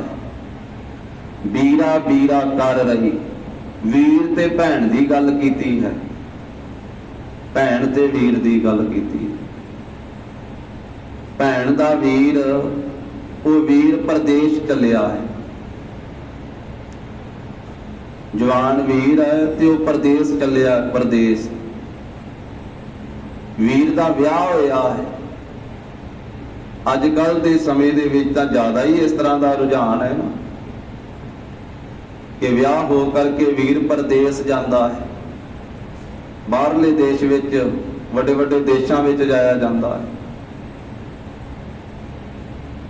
वीर परदेश चलिया है ते भैन बेनती करदी आ, बीरा बीरा कर रही। कहंदी वे वीरा ना जाई, वे वीरा ना जाई, मेरे कोल रह, परदेश ना चले जावी। तू परदेसी ना हो जाई, तेरे नालों मेरा विछोड़ा पै जावेगा। इस करके भैन वार वार बेनती करदी कि वीरा ठहर जा, वीरा ठहर जा, रुक जा, तू चले ना जावी। वीर भए पैरा। पर रोंदी करलाउंदी भैन नूं छड्ड करके वीर विदेश विच चले गया। वीर, भैन रोंदी रह गई। ते भैन कहंदी आ मेरे वास्ते तां मेरा वीर बेगाना हो गया। वीर भए बैराए, मेरा वीर तां बैराए बेगाना हो गया, मेरे वास्ते ओपरा हो गया। अपनी भैन नूं छड्ड के विदेश विच चले गया। ते बैराए नाम बेगाने दा भी है ते बैराए नाम वैरी दा भी है। वो कहंदी मेरा वीर कादा मेरा वीर है, तां मेरा वैरी बन गया। ਆਪਣੀ ਰੋਂਦੀ ਭੈਣ ਨੂੰ ਛੱਡ ਕਰਕੇ ਵਿਦੇਸ਼ ਵਿੱਚ ਚਲੇ ਗਿਆ ਹੈ। ਵੀਰ ਚੱਲੇ ਘਰ ਆਪਣੇ, ਤੇ ਉਹ ਵੀਰ ਆਪਣੇ ਘਰ ਨੂੰ ਚਲੇ ਗਏ, ਉਹਨੇ ਵਿਦੇਸ਼ ਵਿੱਚ ਹੀ ਆਪਣਾ ਘਰ ਬਣਾ ਲਿਆ, ਉੱਥੇ ਹੀ ਪੱਕਾ ਹੋ ਗਿਆ, ਉੱਥੇ ਹੀ ਕੋਠੀ ਬਣਾ ਲਈ, ਉੱਥੇ ਹੀ ਵਿਆਹ ਕਰਵਾ ਕੇ ਉੱਥੇ ਹੀ ਰਹਿਣ ਲੱਗ ਪਿਆ। ਭੈਣ ਦਾ ਤੇ ਚੇਤਾ ਹੀ ਭੁੱਲ ਗਿਆ ਪਿੱਛੋਂ ਵੀ ਭੈਣ ਵੀ ਮੇਰੀ ਹੈ। ਜਿਹੜੇ ਵਿਦੇਸ਼ ਵਿੱਚ ਚਲੇ ਜਾਂਦੇ ਆ, ਪਹਿਲਾਂ ਜਾਣ ਦੀ ਇੱਛਾ ਹੁੰਦੀ ਹੈ, ਫਿਰ ਕਹਿੰਦੇ ਵੀ ਚੱਲ ਪੱਕੇ ਹੋ ਜਾਈਏ ਉੱਥੇ, ਫਿਰ ਉੱਥੇ ਹੀ ਪੱਕੇ ਹੋ ਜਾਂਦੇ ਆ। ਮਾਂ ਪਿਓ ਇੱਧਰ ਰਹਿ ਜਾਂਦੇ ਆ, ਬਾਕੀ ਪਰਿਵਾਰ ਇੱਧਰ ਰਹਿ ਜਾਂਦਾ ਵਾ। ਫਿਰ ਤਾਂ ਕਿਸੇ ਦਿਨ ਦਿਹਾੜੇ ਤੇ ਵੀ ਨਹੀਂ ਆਇਆ ਜਾਂਦਾ ਹੈ, ਕੋਈ ਸੰਬੰਧੀ ਚੜ੍ਹਾਈ ਕਰ ਜਾਵੇ ਤਾਂ ਹੀ ਨਹੀਂ ਆਇਆ ਜਾਂਦਾ ਹੈ। ਇਹ ਇੱਕ ਦ੍ਰਿਸ਼ਟਾਂਤ ਹੈ ਬਾਹਰੀ ਤੌਰ ਤਾਂ ਵੀਰ ਚੱਲੇ ਘਰ ਆਪਣੇ, ਵੀਰ ਆਪਣੇ ਘਰ ਵਿੱਚ ਚਲੇ ਗਏ। ਭਾਵ ਜਦੋਂ ਵਿਦੇਸ਼ ਚਲੇ ਗਏ ਤੇ ਉੱਥੇ ਹੀ ਜਾ ਕਰਕੇ ਆਪਣਾ ਘਰ ਬਣਾ ਲਿਆ। ਪਹਿਣ ਬਿਰਹਿ ਜਗ ਜਾ, ਇਹ ਸਾਧ ਸੰਗਤ ਜੀ ਉਸ ਇਲਾਕੇ ਦੀ ਬੋਲੀ ਹੈ ਜਿੱਥੇ ਮਹਾਰਾਜ ਸਾਹਿਬ ਜੀ ਨੇ ਨਰਮਦਾ ਦੇ ਕੰਢੇ ਤੇ ਓਂਕਾਰੇਸ਼ਵਰ ਮੰਦਿਰ, ਜਿੱਥੇ ਬਾਣੀ ਮਹਾਰਾਜ ਸਾਹਿਬ ਨੇ ਉਚਾਰਨ ਕਰਕੇ ਪੰਡਤ ਨੂੰ ਉਪਦੇਸ਼ ਬਖਸ਼ਿਆ ਹੈ। ਇਹ ਉਹ ਦੱਖਣ ਦੇ ਇਲਾਕੇ ਦੀ ਬੋਲੀ ਹੈ। ਇੱਧਰ ਆਪਣੇ ਇਲਾਕੇ ਵਿੱਚ ਭੈਣ ਕਿਹਾ ਜਾਂਦਾ ਹੈ ਤੇ ਉਧਰ ਭੈਣ ਨੂੰ ਬਹਿਣ ਕਹਿੰਦੇ, ਉਹ ਹਿੰਦੀ ਵਾਲੇ ਬਹਿਣ ਹੀ ਕਹਿੰਦੇ ਆ, ਬਹਿਣ। ਬਹਿਣ ਨਾਮ ਹੈ ਭੈਣ ਦਾ। ਬਹਿਣ ਬਿਰਹਿ ਜਲ ਜਾਏ, ਬਹਿਣ ਜੋ ਭੈਣ ਹੈ ਨਾ, ਉਹ ਆਪਣੇ ਵੀਰ ਦੇ ਬਿਰਹਿ ਵਿਛੋੜੇ ਦੇ ਵਿੱਚ ਹੀ ਜਲ ਜਾਏ, ਜਲ ਜਾਂਦੀ ਹੈ, ਸੜ ਜਾਂਦੀ ਹੈ, ਵਿਛੋੜੇ ਵਿੱਚ ਹੀ ਸੜਦੀ ਰਹਿੰਦੀ ਹੈ। ਵੀ ਵੀਰ ਤਾਂ ਪਰਦੇਸੀ ਹੋ ਗਿਆ ਹੈ, ਵੀਰ ਤਾਂ ਆਪਣੇ ਘਰ ਜਾ ਕੇ ਬੈਠ ਗਿਆ ਹੈ, ਆਪਣੇ ਘਰੇ ਚਲੇ ਗਿਆ, ਮੇਰੇ ਨਾਲ ਸਾਂਝ ਹੀ ਤੋੜ ਲਈ। ਇਹ ਸਾਧ ਸੰਗਤ ਜੀ ਸੰਸਾਰੀ ਤੌਰ ਤੇ ਭੈਣ ਤੇ ਵੀਰ ਦਾ ਇੱਕ ਸਾਂਝ ਹੈ, ਇੱਕ ਪਿਆਰ ਹੈ। ਤੇ ਜਦੋਂ ਵੀਰ ਭੈਣ ਨੂੰ ਛੱਡ ਕੇ ਚਲੇ ਜਾਂਦਾ ਹੈ ਤੇ ਭੈਣ ਵਿਛੋੜੇ ਵਿੱਚ ਰੋਂਦੀ ਕਰਲਾਉਂਦੀ ਸੜਦੀ ਹੈ। ਇਸੇ ਪ੍ਰਕਾਰ ਅੰਤਰੀਵੀ ਭਾਵ ਮਹਾਰਾਜ ਸਾਹਿਬ ਜੀ ਇਹਨਾਂ ਪਵਿੱਤਰ ਪੰਕਤੀਆਂ ਵਿੱਚ ਦੱਸਦੇ। ਆਰੰਭ ਤੋਂ ਫੇਰ ਪੜ੍ਹੀਏ ਜੀ। ਵੀਰਾ ਵੀਰਾ ਕਰ ਰਹੀ, ਵੀਰ ਕੀ ਹੈ? ਭੈਣ ਕੌਣ ਹੈ? ਭੈਣ ਹੈ ਇਹ ਸਾਡਾ ਸਰੀਰ, ਇਹ ਦੇਹ ਭੈਣ ਹੈ। ਤੇ ਦੇਹ ਦੇ ਵਿੱਚ ਜਿਹੜੇ ਜੀਵ ਆਤਮਾ ਹੈ ਇਹਨੂੰ ਵੀਰ ਆਖਿਆ ਹੈ। ਤੇ ਵੀਰ ਜਿਹੜਾ ਜੀਵ ਆਤਮਾ ਵੀਰ ਹੈ ਨਾ, ਇਹ ਪ੍ਰਦੇਸ਼ ਚੱਲਿਆ, ਪਰਲੋਕ ਰੂਪੀ ਪ੍ਰਦੇਸ਼ ਨੂੰ ਚੱਲਿਆ ਹੈ। ਜੀਵ ਆਤਮਾ ਦੇਹ ਵਿੱਚੋਂ ਨਿਕਲ ਕਰਕੇ, ਰੂਹ ਦੇਹ ਵਿੱਚੋਂ ਨਿਕਲ ਕੇ ਪ੍ਰਲੋਕ ਨੂੰ ਚੱਲੀ ਹੈ। ਤੇ ਦੇਹ ਰੂਪੀ ਜਿਹੜੀ ਭੈਣ ਹੈ ਇਹ ਆਵਾਜ਼ਾਂ ਮਾਰਦੀ ਹੈ, ਜੀਵ ਆਤਮਾ ਨੂੰ ਕਹਿੰਦੀ ਆ ਵੀਰਾ ਵੀਰਾ ਕਰ ਰਹੀ, ਵਾਰ ਵਾਰ ਵੇ ਵੀਰਾ ਨਾ ਜਾਈ ਪਰਲੋਕ ਨੂੰ, ਜੀਵ ਆਤਮਾ ਨਾ ਜਾਈ ਪਰਲੋਕ ਨੂੰ, ਵੇ ਵੀਰਾ ਨਾ ਜਾਈ ਪਰਲੋਕ ਨੂੰ, ਕਿਉਂਕਿ ਤੇਰੇ ਕਰਕੇ ਮੇਰੀ ਸੋਭਾ ਹੈ, ਤੇਰੇ ਕਰਕੇ ਮੈਂ ਜਿਉਂਦੀ ਜਾਗਦੀ ਹਾਂ, ਤੇਰੇ ਵਿਛੋੜੇ ਵਿੱਚ ਮੈਂ ਮਰ ਜਾਵਾਂਗੀ। ਜੀਵ ਆਤਮਾ ਸਰੀਰ ਚੋਂ ਨਿਕਲ ਜਾਵੇ ਤੇ ਦੇਹ ਨੂੰ ਕਿੰਨੇ ਪੁੱਛਣਾ ਫਿਰ ਸਾਧ ਸੰਗਤ। ਫਿਰ ਸਰੀਰ ਦਾ ਕੋਈ ਸਤਿਕਾਰ ਨਹੀਂ ਹੈ। ਇਹ ਜੀਓ ਜੀਓ ਉਹਨਾਂ ਚਿਰ ਹੀ ਕਿਹਾ ਜਾਂਦਾ ਜਿੰਨਾ ਚਿਰ ਅੰਦਰ ਇਹ ਜੀਵ ਆਤਮਾ ਰੂਪੀ ਵੀਰ ਬੈਠਾ ਹੋਇਆ ਹੈ। ਨਹੀਂ ਤੇ ਦੇਹ ਰੂਪੀ ਕਾਇਆ ਰੂਪੀ ਭੈਣ ਦੀ ਇਹਦੀ ਫਿਰ ਕੋਈ ਪੁੱਛ-ਗਿੱਛ ਨਹੀਂ ਹੁੰਦੀ ਹੈ। ਇਸ ਕਰਕੇ ਜਦੋਂ ਜੀਵ ਆਤਮਾ ਵਿੱਚੋਂ ਨਿਕਲ ਕੇ ਪਰਲੋਕ ਨੂੰ ਜਾਣ ਲੱਗਾ ਨਾ, ਤੇ ਇਹ ਦੇਹ ਫਿਰ ਵੀਰਾ ਵੀਰਾ ਕਹਿੰਦੀ ਹੈ, ਵੀਰਾ ਵੀਰਾ ਕਰ ਰਹੀ, ਵਾਰ ਵਾਰ ਵੀਰ ਵੀਰ ਕਹਿ ਕੇ ਆਵਾਜ਼ਾਂ ਮਾਰਦੀ ਹੈ। ਵੀਰ ਭਏ ਪੈਰਾ, ਪਰ ਇਹਦੇ ਕਹਿੰਦਿਆਂ ਕਹਿੰਦਿਆਂ ਵਿੱਚੋਂ ਜੀਵ ਆਤਮਾ ਨਿਕਲ ਕੇ ਪਰਲੋਕ ਨੂੰ ਚਲੇ ਗਿਆ। ਇਹ ਦੇਹ ਰੂਪੀ ਭੈਣ ਰੋਂਦੀ ਰਹਿ ਗਈ, ਬੇਨਤੀਆਂ ਕਰਦੀ ਰਹਿ ਗਈ,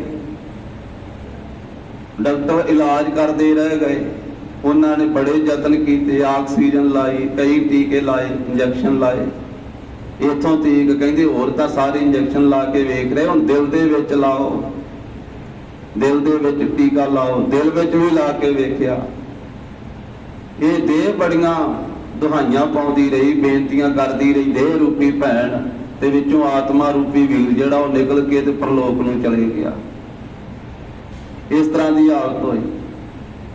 ਤੇ ਫਿਰ ਜਦੋਂ ਚਲੇ ਗਿਆ ਨਾ ਤੇ ਦੇਹ ਕਹਿੰਦੀ ਹੈ ਵੀਰ ਭਏ ਬੈਰਾਏ, ਵੀ ਇਹ ਮੇਰਾ ਤਾਂ ਵੀਰ ਜਿਹੜਾ ਇਹ ਬਗਾਨਾ ਹੋ ਗਿਆ, ਇਹ ਤਾਂ ਮੇਰੇ ਵਾਸਤੇ ਵੈਰੀ ਹੋ ਗਿਆ। ਕਿਉਂਕਿ ਜਿੰਨਾ ਚਿਰ ਵਿੱਚ ਇਹ ਆਤਮਾ ਸੀ ਉਹਨਾਂ ਚਿਰ ਸਰੀਰ ਦੀ ਪੁੱਛਗਿੱਛ ਸੀ। ਜਦੋਂ ਵਿੱਚੋਂ ਜੀਵ ਆਤਮਾ ਨਿਕਲ ਗਿਆ ਫਿਰ ਸਰੀਰ ਦੀ ਦੇਹ ਦੀ ਕੀ ਪੁੱਛਗਿੱਛ ਹੈ। ਜਿੰਨਾ ਚਿਰ ਆਤਮਾ ਵਿੱਚ ਹੈ ਤੇ ਸਭ ਕੁਝ ਖਾਂਦਾ ਪੀਂਦਾ ਹੈ, ਵੇਖਦਾ ਹੈ, ਸੁਣਦਾ ਹੈ, ਸੁੰਘਦਾ ਹੈ।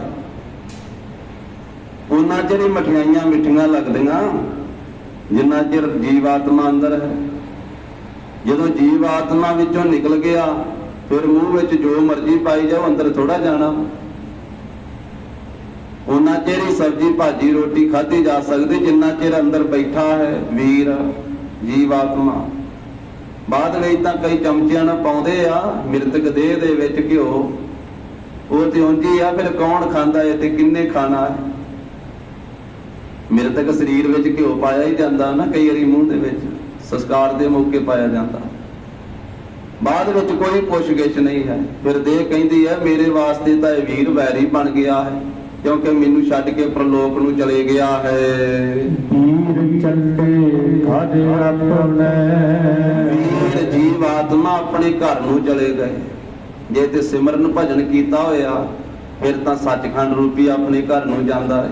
ਜੀਵ ਆਤਮਾ ਨਿਜ ਘਰ ਨੂੰ ਜਾਂਦਾ।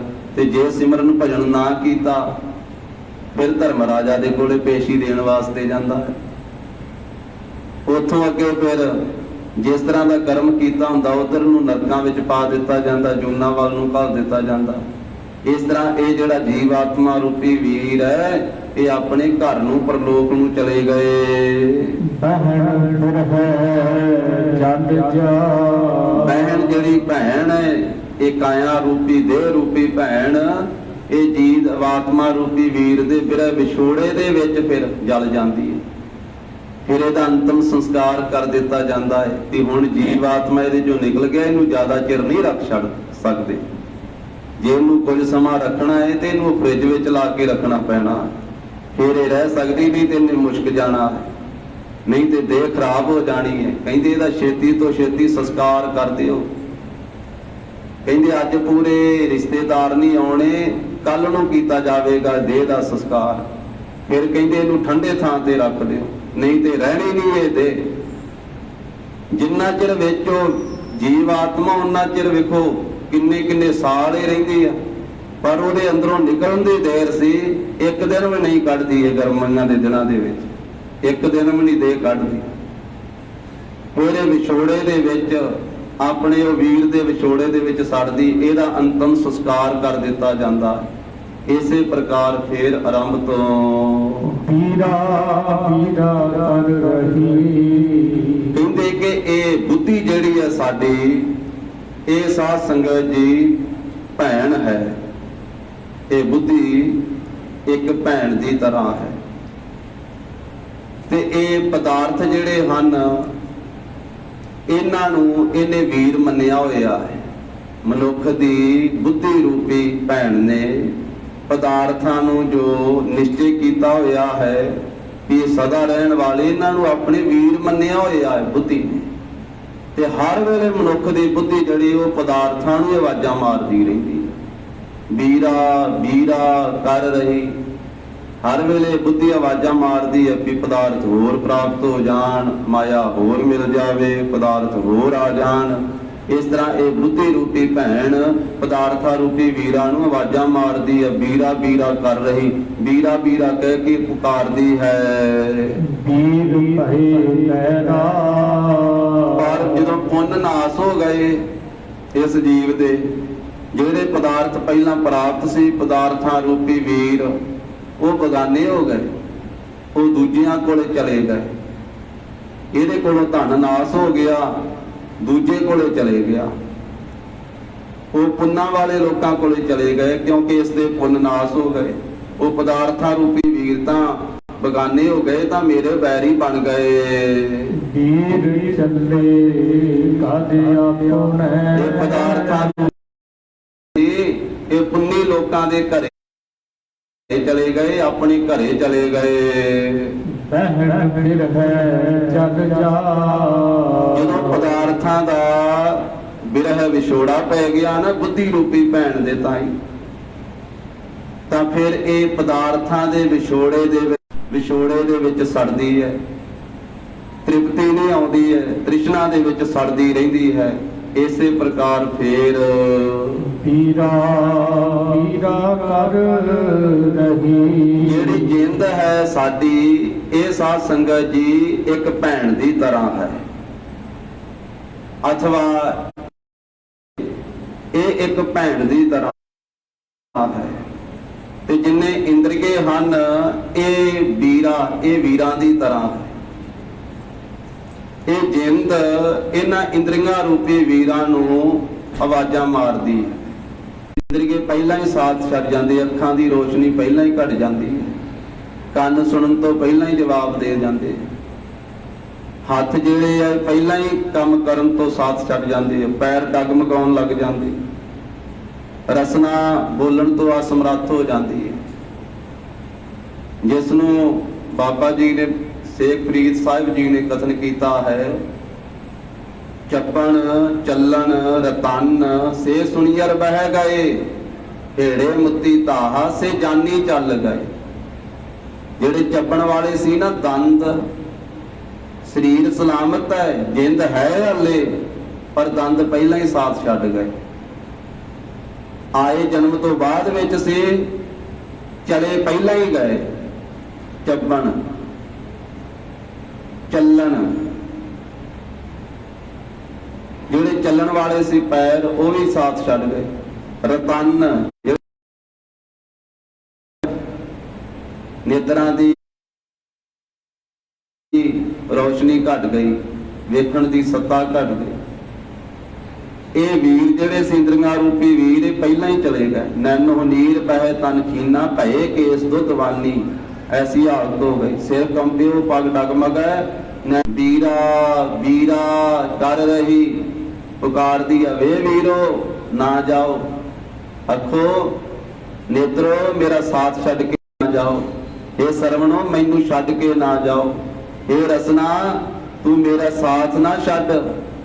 ਬਿਰਧ ਅਵਸਥਾ ਵਿੱਚ ਬੋਲਿਆ ਹੀ ਨਹੀਂ ਜਾਂਦਾ, ਆਵਾਜ਼ ਹੀ ਨਹੀਂ ਨਿਕਲਦੀ ਹੈ, ਬਲਗਮ ਜੰਮਦੀ ਹੈ। ਇਹ ਬੇਨਤੀਆਂ ਕਰਦੀ, ਤਰਲੇ ਪਾਉਂਦੀ, ਕਹਿੰਦੀ ਹੈ ਵੀਰ ਤਾਂ ਮੇਰੇ ਵਾਸਤੇ ਵੈਰੀ ਹੋ ਗਏ। ਜਿਨ੍ਹਾਂ ਅੱਖਾਂ ਨਾਲ ਵੇਖ ਕੇ ਮੈਂ ਰਸਤਾ ਚੱਲਦੀ ਸਾਂ, ਹੁਣ ਅੱਖਾਂ ਨੇ ਸਾਥ ਛੱਡ ਦਿੱਤਾ। ਜਿਨ੍ਹਾਂ ਹੱਥਾਂ ਦੇ ਨਾਲ ਮੈਂ ਸਾਰਾ ਕੁਝ ਕਰਦੀ ਸਾਂ, ਉਹਨਾਂ ਹੱਥਾਂ ਨੇ ਸਾਥ ਛੱਡ ਦਿੱਤਾ। ਹੁਣ ਬੁਰਕੀ ਤੋੜ ਕੇ ਮੂੰਹ ਵਿੱਚ ਨਹੀਂ ਪੈਂਦੀ। ਬਿਰਧ ਅਵਸਥਾ ਦੇ ਫਰੀਦਾ ਇੰਨੀ ਨਿੱਕੀ ਜੰਗੀ ਹੈ, ਥਲ ਡੂੰਗਰ ਪਵੇ ਹੋਮ, ਅੱਜ ਫਰੀਦਾ ਕੂਜੜਾ ਸੈ ਕੋਹਾਂ ਥੀ ਓਮ। ਕਹਿੰਦੇ ਨੇੜੇ ਪਿਆ ਹੋਇਆ ਕੁੱਜਾ ਇਸ ਤਰ੍ਹਾਂ ਲੱਗਦਾ ਜਿਵੇਂ ਸੈਂਕੜੇ ਕੋਹਾਂ ਦੀ ਦੂਰੀ ਤੇ ਪਿਆ ਹੋਵੇ। ਇਸ ਤਰ੍ਹਾਂ ਦੀ ਅਸਮਰੱਥਾ ਹੋ ਗਈ ਹੈ, ਇਸ ਤਰ੍ਹਾਂ ਦੀ ਇਹ ਸਰੀਰ ਦੀ ਕਮਜ਼ੋਰੀ ਆ ਗਈ, ਇਸ ਤਰ੍ਹਾਂ ਦੀ ਹਾਲਤ ਹੋ ਗਈ। ਤਾਂ ਉਸ ਵੇਲੇ ਦੇਹ ਰੂਪੀ ਭੈਣ ਕਹਿੰਦੀ ਹੈ ਕਿ ਇਹ ਇੰਦਰੀ ਰੂਪੀ ਜਿਹੜੇ ਵੀਰ ਹਨ ਬਗਾਨੇ ਹੋ ਗਏ, ਇਹ ਸਿੱਥਲ ਹੋ ਗਏ, ਕਮਜ਼ੋਰ ਹੋ ਗਏ, ਮੇਰੇ ਵਾਸਤੇ ਵੈਰੀ ਬਣ ਗਏ ਹਨ। ਵੀਰ ਚੱਲੇ ਘਰ ਆਪਣਾ, ਇਹ ਇੰਦਰੀਆਂ ਰੂਪੀ ਵੀਰ ਆਪਣੀਆਂ ਗੋਲਕਾਂ ਰੂਪੀ ਘਰ ਦੇ ਵਿੱਚ ਹੀ ਚਲੇ ਗਏ, ਸਿੱਥਲ ਹੋ ਗਏ, ਦੱਬ ਗਏ। ਬਹਿਣ ਫਿਰ ਹੈ ਚੱਲ ਜਾ, ਤੁਸੀਂ ਮੇਰੇ ਵੀਰ ਹੋ ਤੇ ਮੈਨੂੰ ਪ੍ਰਾਪਤ ਹੋ, ਹਿਰਦੇ ਦੇ ਵਿੱਚ ਆ ਕੇ ਵਸੋ। ਵੀਰਾ ਵੀਰਾ ਕਰ ਰਹੀ, ਜਿੰਦ ਸ਼ੁਭ ਗੁਣਾ ਰੂਪੀ, ਸਤ ਸੰਤੋਖ ਖਿਮਾ ਦਇਆ ਧੀਰਜ ਗਿਆਨ ਆਦਿਕ ਜਿੰਨੇ ਵੀ ਧਰਮ ਦੇ ਸ਼ੁਭ ਗੁਣ ਹਨ, ਉਹਨਾਂ ਨੂੰ ਆਵਾਜ਼ਾਂ ਮਾਰਦੀ ਹੈ ਜਿੰਦੜੀ। ਇਹ ਭੈਣ ਆਵਾਜ਼ਾਂ ਮਾਰਦੀ ਵੀ ਸ਼ੁਭ ਗੁਣਾ ਰੂਪੀ ਵੀਰੋ ਤੁਸੀਂ ਮੇਰੇ ਕੋਲੇ ਆਓ, ਮੇਰੇ ਹਿਰਦੇ ਵਿੱਚ ਵਸੋ, ਨਾ ਜਾਓ। ਵੀਰਾ ਵੀਰਾ ਕਰ ਰਹੀ, ਵਾਰ-ਵਾਰ ਪੁਕਾਰਾ ਕਰਦੀ, ਵਾਰ-ਵਾਰ ਆਵਾਜ਼ਾਂ ਮਾਰਦੀ ਹੈ। ਵੀਰ ਭਏ ਪੈਰਾ, ਪਰ ਜਿਹੜੇ ਸ਼ੁਭ ਗੁਣਾ ਰੂਪੀ ਵੀਰ ਉਹ ਬਗਾਨੇ ਹੋ ਗਏ, ਉਹ ਦੂਸਰੇ ਹਿਰਦਿਆਂ ਵਿੱਚ ਜਾ ਕੇ ਵਸ ਗਏ। ਜਿਨ੍ਹਾਂ ਦਾ ਹਿਰਦਾ ਸੁੱਧ ਸੀ, ਪਵਿੱਤਰ ਸੀ, ਨਿਰਮਲ, ਸ਼ੁਭ ਗੁਣਾਂ ਨੂੰ ਕਹਿੰਦੀ ਹੈ ਵੀ ਜਿਹੜੇ ਸ਼ੁਭ ਗੁਣ ਸੀ ਉਹ ਤਾਂ ਬਗਾਨੇ ਹੋ ਗਏ, ਉਹ ਤਾਂ ਮੇਰੇ ਵਾਸਤੇ ਵੈਰੀ ਹੋ ਗਏ ਕਿ ਵੀਰ ਚੱਲੇ ਘਰ ਆਪਣਾ। ਸ਼ੁਭ ਗੁਣਾ ਰੂਪੀ ਵੀਰ ਉਹ ਦੂਸਰੇ ਸ਼ੁਭ ਹਿਰਦਿਆਂ ਦੇ ਵਿੱਚ ਜਾ ਕੇ ਆਪਣੇ ਘਰਾਂ ਵਿੱਚ ਚਲੇ ਗਏ। ਬਹਿਣ ਫਿਰ ਹੈ ਚੱਲ ਜਾ, ਜਿੰਦ ਰੂਪੀ ਭੈਣ ਸ਼ੁਭ ਗੁਣਾ ਦੇ ਬਿਰਹ ਵਿਛੋੜੇ ਦਾ ਹੈ। ਜਿਵੇਂ ਛੋਟੀ ਜੀ ਬੱਚੀ ਆਪਣੇ ਬਾਬਲ ਦੇ ਘਰ ਵਿੱਚ ਜਿੱਥੇ ਪੈਦਾ ਹੋਈ ਉੱਥੇ ਰਹਿੰਦੀ ਹੈ ਜਵਾਨ ਹੋਣ ਤੱਕ। ਬਾਬਲ ਦੇ ਘਰ ਦੇ ਵਿੱਚ ਬੇਟੀ ਹੈ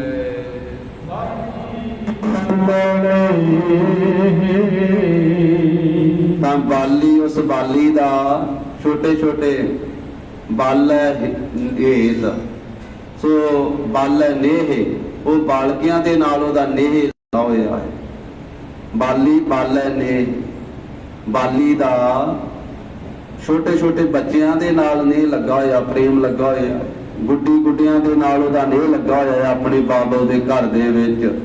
ਇਸੇ ਪ੍ਰਕਾਰ ਬਾਬਲ ਕੀ ਹੈ? ਸੰਸਾਰ ਸਾਰਾ ਹੈ ਪਿਤਾ ਦੀ ਤਰ੍ਹਾਂ। ਪਦਾਰਥਾਂ ਰੂਪੀ ਗੁੱਡੀਆਂ ਪਟੋਲਿਆਂ ਦੇ ਨਾਲ ਇਹ ਸਾਡੀ ਦੇਹ ਦਾ ਸਾਧ ਸੰਗਤ ਜੀ ਨੇ ਲੱਗਾ ਹੋਇਆ।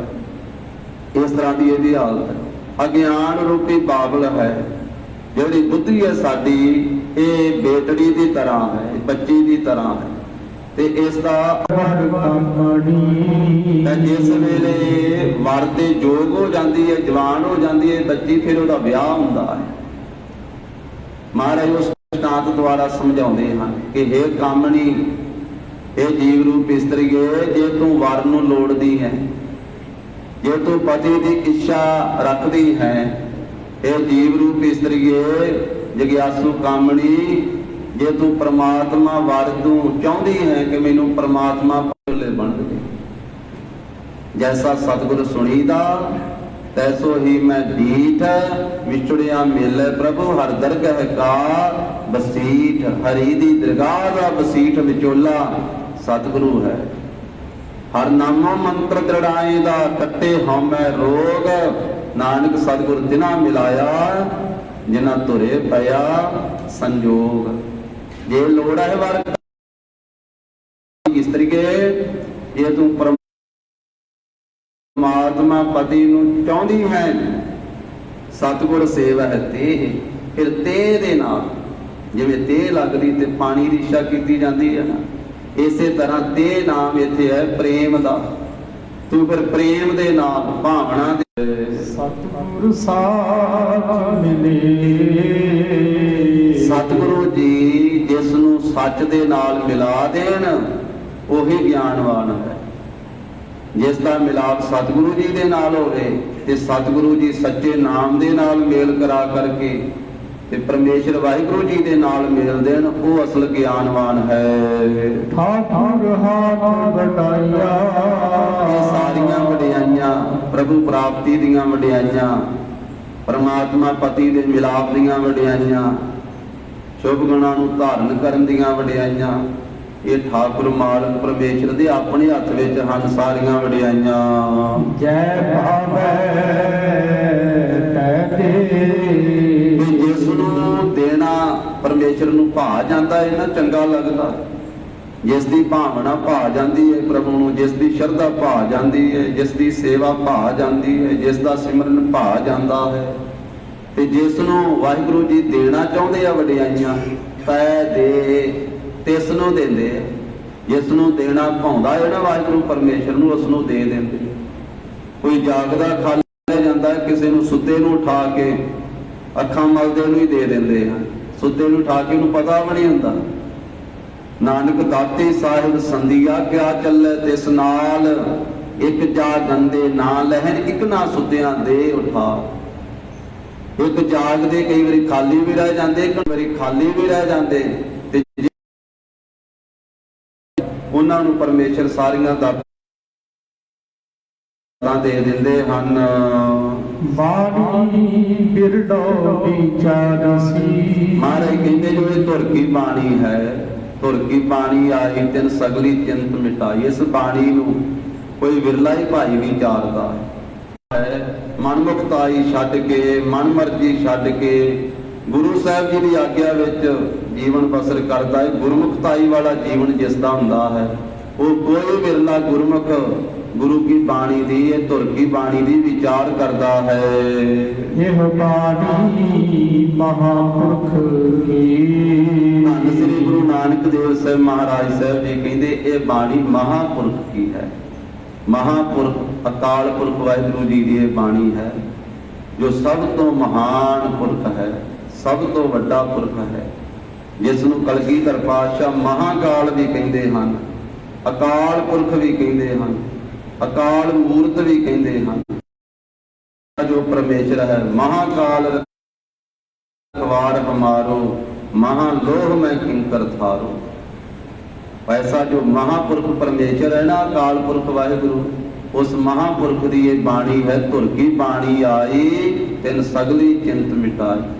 महाराज ने आख्या सी ना भाई लालो जी, और सचखंड में उस गुरमुख का वासा हुंदा है, क्योंकि बाणी जिथों आई है, जिहड़ा बाणी नाल जुड़ जाता है, बाणी उसनूं उत्थे ही लै जाती है। ये धुर तो आई हुई है, सचखंड विचों आई हुई बाणी है, जिहड़ा बाणी नाल जुड़दा है उस जीव नूं ये बाणी सचखंड विच ही लै जाती है।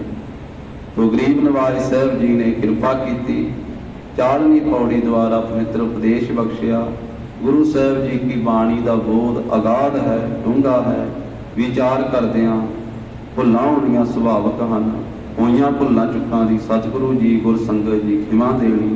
देहो सज्जण आसीस अड़ियां, ज्यों होवे साहिल स्यों मेल। बाणी बिरलो विचारसी, जे को गुरमुख